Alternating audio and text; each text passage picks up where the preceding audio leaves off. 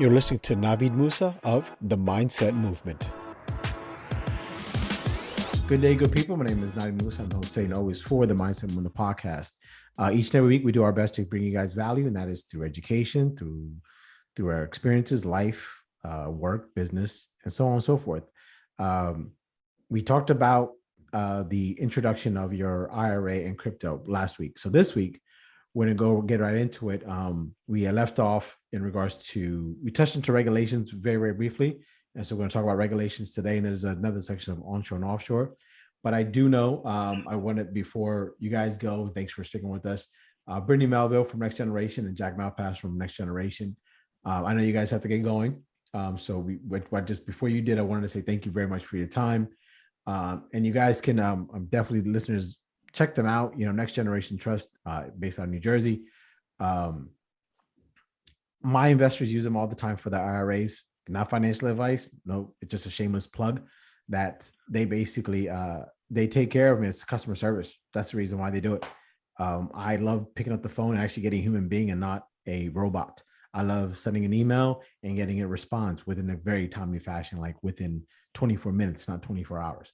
So that's the really good thing about Next Generation. So I know you guys got to go, but just a few words before you guys signed off, and then I promise I won't bug you anymore. Good. Thanks, Navid. Yeah, we just want to say thanks again for having us. We're always here to provide more education, and we hope the listeners got some value out of the crypto IRA discussion. Absolutely, absolutely. And we will have the contact information, guys. So if you go on the YouTube page, the contact information is going to be there. You can also email info@navidmoosa.com. That's info@navidmoosa.com to get Brittany and Jack's information. Jack? Thanks again, Navid, for your time for the podcast. Like Brittany said, we're here to educate you, help you out any way we can. And you have our contact information. Give us a call. All right. John, I'd like to thank you too. It's good seeing you again. Always a pleasure. Likewise. Yeah, Brittany and Jack, thank you so much. Just want to highlight that Next Generation has been a great partner with ErisX. So thank you. I was going to say the same just now, is that we do have mutual clients with ErisX. So we want to thank John and his team as well. Cool. All right, guys. Well, thank you very much. I will let you go. I won't bug you anymore until tomorrow, Brittany. I'm sure I'm going to bug you about something. All right. Well, take care, guys. Thank you so much. All right. See ya. Bye. Take care. All right. So then it looks like there was two. To say table for two. That's it, right? So, guys, we touched on custody and oversight. Last episode, we talked about direct versus LLC. Now we're going to talk about regulations. This crypto space, John, as you know, 10 times better than I do, is moving so fast.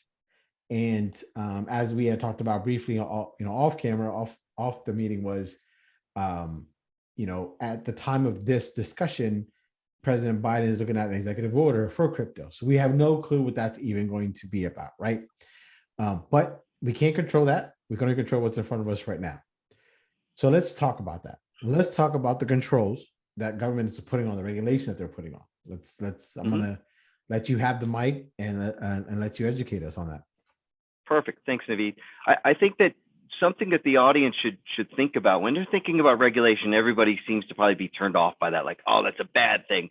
But actually, it's a good thing because we want clarity. We want to understand a framework, an expectation that the government, federal and on the state level, what they expect of us within the crypto sphere, like what they expect in that universe. And I welcome it, to be honest with you, regulation to the space, as crazy as that sounds. I mean, most of you, your audience has probably just recently seen news that's coming out right now about President Biden's executive order and how they're looking to regulate cryptocurrencies. And he's got a team of people that are investigating it and looking at it from the best angle. And they're also, some of the articles I've been reading is they're looking to champion a certain individual that'll have oversight, and that oversight could carry over into different groups like the SEC, the CFTC, FinCEN, and so forth. So the executive order, there's more to come out on it, but the fact that the president and also different federal regulatory bodies are looking at crypto is a good thing, because when that happens too, institutions, the larger organizations that we know, feel more comfortable entering into the space. Yes, that is what's key. Yes, and not to interrupt you, but I think that's huge. because you have so many people out there saying, it's fake, it's going to go here, go zero, it's not going to last, and stuff like that. When you're regulating something, you've caught the attention. Right? When you start regulating things, you've caught the attention of the federal government. That means, hey, it's going to be around for a bit. So is it going to skyrocket to whatever? I have no clue, but it's not a flash in the pans. It's not. It's something that's going to be here for a bit. So thank you for saying that. That's a very good point. Because like you said, when people have regulations, they're like, oh, they want to control my money, how much money I can make. Listen, if you want to go on that tangent, you go on that tangent by yourself. At the end of the day, regulations are in place, and I agree with you 100%. I want to know where's the box I can play in. Absolutely. That's it. I want to know in that box. So let's, so I'm sorry I don't mean to cut you off, but I just want No, we're on the same page and in agreement, that regulation leads to greater adoption. And that's where we've watched this space evolve, and it's only going to improve from here once we have a framework to work with. So with that being said, I'm sorry, go ahead. Yeah. No, with that being said, I was just going to say, the way that we approach the regulatory space. So we've taken it from a slightly different approach in the sense that I almost talk about it like that we've almost gone overly regulated, but there's no such thing as overly regulated. But what I mean by that is the fact that we've actually gone out and obtained a DCM and a DCO. What does that mean? That means that we went to the CFTC and petitioned them to operate a futures exchange. We've also petitioned them to be able to clear futures trades. Those two licenses are based on the federal level. We've also are working with FinCEN, and we're registered with FinCEN to prevent against any kind of, the Department of Treasury, to prevent against any anti-money laundering.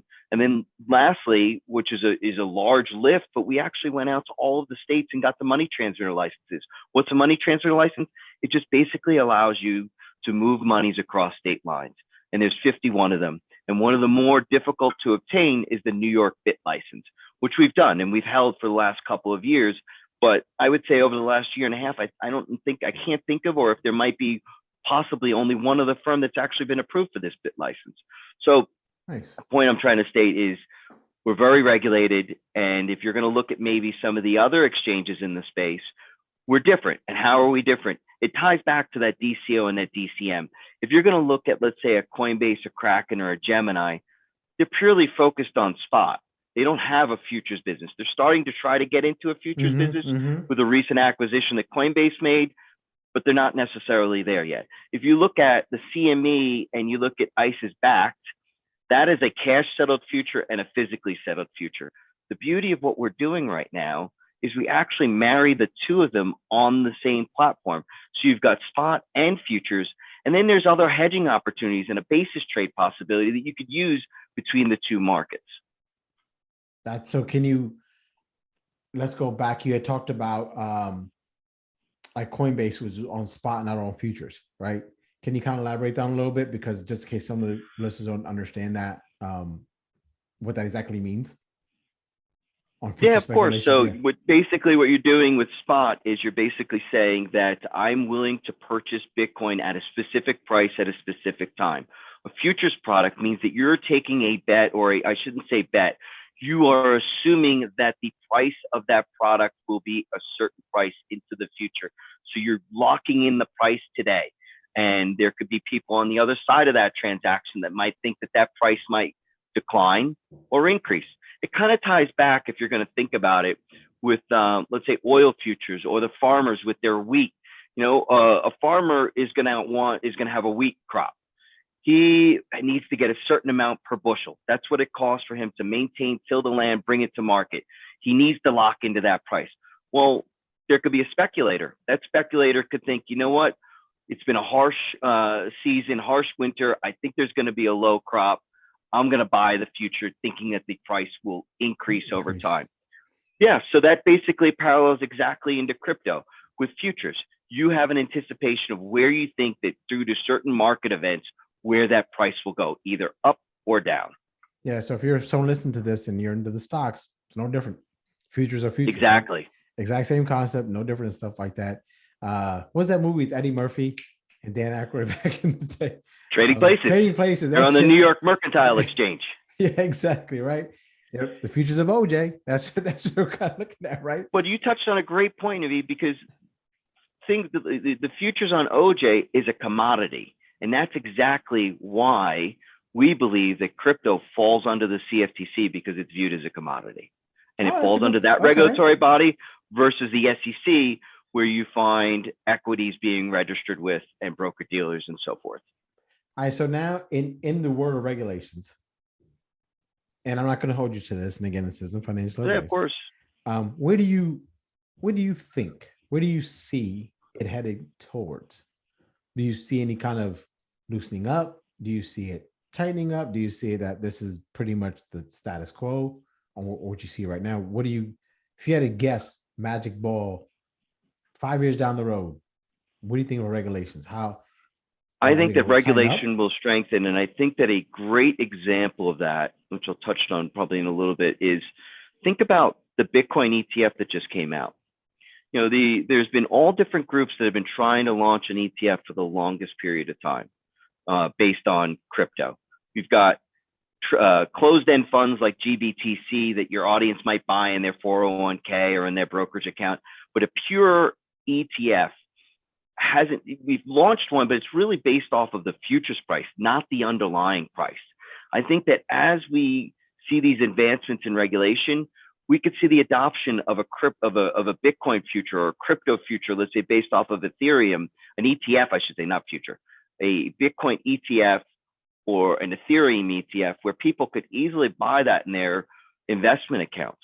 But for that underlying, it to be based on the underlying, we need advancements within the regulation and with the regulator to understand. So kind of tying back to Brittany, it really does come down to education. So that's why we try to work so closely with the regulators to educate them and to bring them into the fold. Do you think some of these regulators or regulations, or both, I guess you can say, are still learning all the nuances that the blockchain tech can do and crypto can do? Or do you think, hey, this is pretty much it now? It's just seeing kind of what they experience. The key is really education, and the regulators, you know, it's unfortunately it's trial by fire, and they're putting themselves in a position where they're being forced to learn the space at a relatively quick clip. But I think that another challenge for the regulator too is the fragmentation of the marketplace. So you're trying to monitor, let's say, prices and executions and make sure there's no bad actors, but technically it's kept with the regulators are kept within the walls of the United States. So how do you really have oversight? And this is where the challenge is too. Good point. You've got a Binance in Asia or, a Huobi, and you've got participants doing certain activities there that aren't allowed to do here in the US. And that is I don't think that the public understands that challenge that they face. Yeah, no, and not to be rude, but sometimes the public doesn't care about that challenge, right? They're like, hey, that's not my problem. No, yeah. That's your job. You're the regulator. You're the person in this field. You just tell us what we can do and stuff like that, and we'll just kind of do it. I think part of it also stems from, in my opinion, John, is that crypto was considered a joke for such a long time, right? Like I remember when it was 10 grand and 11 grand, and I was like, you got to get it. Well, look at the story about the guy that bought the pizza.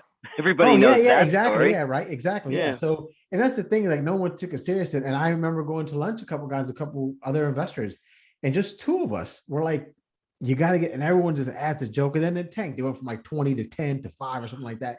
And like, I told you it was this joke. I was like, no, I'm telling you, but now it's holy crap, think about it. At one point in time, it was at 10 grand and people were laughing, like, oh, that's it. This is hovering around $40,000 now. The big guy, Bitcoin, it's hovering at 39, 38's a dip, 37's a dip. Right? Think about it, $5,000 was a dip. We're now at sevenfold it at being a dip. So you gotta just look at that there, and I think, and I personally just believe that some of the regulations and rules that are now putting in place were kind of like, oh crap, we got caught with our pants down. So now we're doing reactionary regulations than proactionary regulation stuff. If you think about this, Navid, just to make you think about, we talk about the ETFs, we talk about regulation, we talk about the United States and being kept within the walls of the United States. If you have an ETF, you're going to want to base it off of some reference price. That's where you're coming Absolutely. up with the price, right? Yep. Well, it's when you're looking at the reference price for an ETF, you can only really base it off of the exchanges in the US because those are regulated by federal agencies here in the US. So that's the challenge. Like, what if there's a reference price that could be used at Binance or these other organizations throughout South America or Asia? That's the challenge that people don't understand, is my point that I'm trying to say. No, And then I get that. to go back to your point about the movement and the volatility, think about it. I've been in crypto for quite some time. I've been through crypto winter. I watched my investment go from 19,000 down to 65, 6,600. I felt all the air come out of my balloon and be like, oh, what a gut punch. But that was, let's say, that's a 60, 70% retracement. Well, right. We hit 68, 69. We're now at 38. We're almost at we're a 45% retracement, which is healthy. Nobody wants as much as you don't want that happening in your portfolio, it's healthy. Yes. It lets people exit positions, take some wins off the table. It brings new people back into the fold. It's a good thing. And I think that this where we are right now, and I'm not an expert, I'm not an analyst, but I think we're in a good spot where we can actually start to get some runway from here. Yeah, and your point was dead on, John. It was like you're going at that.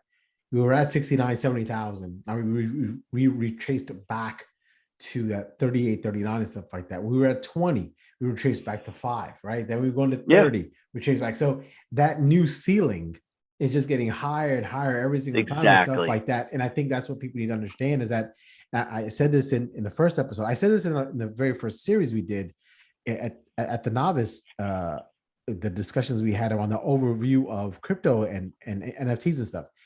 It's just still early enough. I don't care how old you are. I'm 47 years old, so at my age, I still think I'm young personally. And I still think I have a lot of opportunity. And I'm hoping that whoever's listening to this, you guys realize you guys still have opportunity to get into this stuff. Don't think, oh, it was at 69, now it's down to 39. I forget it's done. That's the same people who said when they hit 20 and went down to 5. And now look at it. So you got to keep that in mind. Look, if there's a commercial came on during the Super Bowl and the guy was like, I'm a millionaire. I'm not a millionaire. I'm a millionaire, not right. And that's exactly how it is and stuff like that. Look, this isn't for everybody, right? If you got a heart condition, this may not be for you or something like that. Because I think that some of the people get confused when they think of a Bitcoin too. Is, oh my goodness, I got to buy a full Bitcoin at $38,000. That's a huge risk.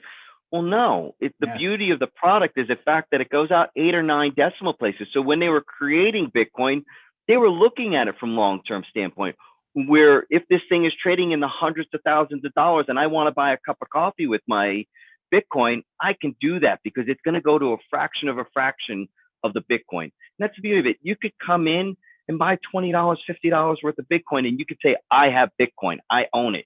And then you could build off of it from there. Yeah, the way I tell people all the time is I was like, if you take 10 cents to a dime is always going to be a dime. It's not going to be a quarter. It's not going to be a dollar bill. It'll just always be that dime. Where if you put $10 in and you buy $10 worth of Bitcoin, $20 with Bitcoin, that $20 could be 23, 24, 27, 28 over some time and stuff like that, right? So the versatility of crypto, I think, is something that doesn't get mentioned enough, in my opinion, because of that. Like, oh, Bitcoin's 39, Ethereum's 27, so on and so forth. I don't got that kind of money. You don't need that kind of money. You don't need to have that kind of money to still invest into it. That's the beauty. Absolutely. So now you had mentioned a couple of times, like, about pricing points and how, you look at South America, stuff like that. So that's going to go into our onshore offshore discussion, right? Because that's the involvement. I mean, we've all seen movies, right? Oh, put your money in the Bahamas, put your money over in the Virgin Islands and stuff like that, right? In these in the movies where the bad guy keeps their money off account and stuff like that. Oh, those movies come from part of reality too, right? And the reality is that we live in a society right now that's starting to embrace crypto, and the regulators are also now gotten away with it, so they're doing their stuff. And that also means that we have decentralized coins, which means all over the world, right? So we're going to wrap this episode up in regards to regulations. And next week, we're going to come back. We're going to talk about onshore and offshore when it comes to how ErisX and their strategies and how they basically handle those kind of questions. So, John, don't go anywhere. Absolutely. Come right back, stuff like that. We're going to go and we're going to wrap it up with the onshore, offshore, stuff like that, and an overview of what we have here. So, thanks for joining us. Like I said, but John, you hold tight. Guys, thanks for your time. I really appreciate it. And each and every week on the show, saying the same thing. Just do right by the client. Just do right by the client. Everything else will fall into place. I promise you. And sometimes that's you.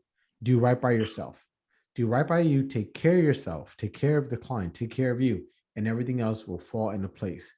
Be good to each other. Be good to yourself. Be safe out there. And I'll see you guys next week.